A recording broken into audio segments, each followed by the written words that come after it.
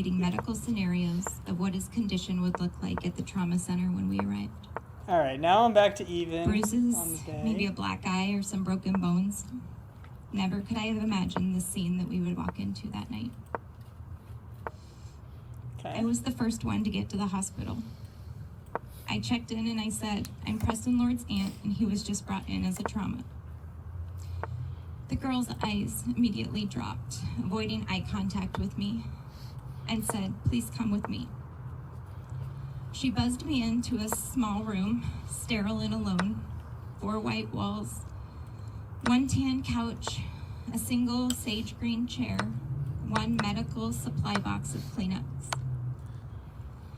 As the averting eyes closed the door to this hospital cell, the only words she could give me were, the doctor and social work will be in soon. Yes, okay, listen. This is very tragic. This trial, these kids got to go to jail. They have to go to jail, but the cops have done nothing. The SWAT team served some warrants. All of this stuff's on Snapchat. I mean, it's a human tragedy. Mm-hmm. And the kids who did it are monsters, right? They've been doing it. So then you think about, how do you raise a monster? This is a good question. This is something to think about. In the burbs. But it happens. It actually happens. When kids have nothing to lose, they feel like they have nothing to lose. Whether they are from the projects and they feel like they see all their friends get killed in front of them, and the value on human life is very low because they are thrust into a world where things are insane from a young age. You have people that become sociopaths because they, in order to just function, you have to shut off the part of yourself that has any feelings. Now, this also happens in the suburbs where people are quite comfortable. And you have kids that are just genuinely going out randomly attacking kids, doing serious damage to them and killing one of them. And then you have their parents swooping in and going, we're going to protect you.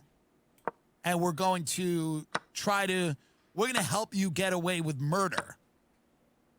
Which is, I never had a relationship to my parents like that. But I guess a lot of people do. I like my parents. I love my parents. They're good people, but they never would have tried to shield me from the consequences had I murdered somebody. And they have recommended, finally the Gilbert PD has recommended charges to a bunch of these kids, but it says juveniles and adults. Now that could mean that some of the kids are 18, but that could also mean that they will charge some of the parents with trying to obstruct and protect these kids. And it's an ex-girlfriend. It's always the one who gets you. She's coming out and telling people what went down. This kid was 16 when he died. When your kid dies, it really ruins your whole life as an adult, as a parent. You can never really come back from that. You can live a life, you can live a good life, but you can never come back fully from losing a child. It doesn't happen.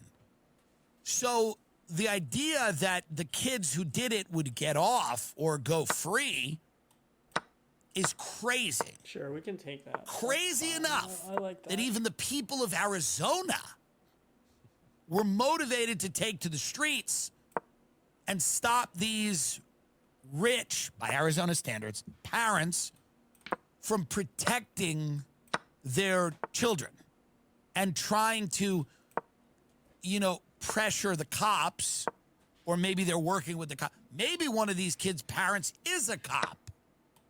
We don't know. We don't know about that. But it's got to be maddening to see nothing done.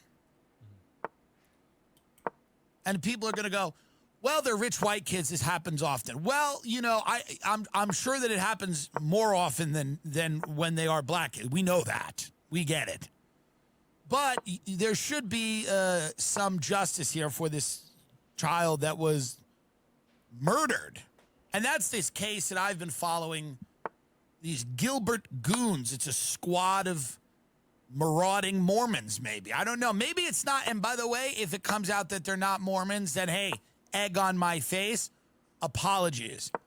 Everything being written about this suggests that they are Mormons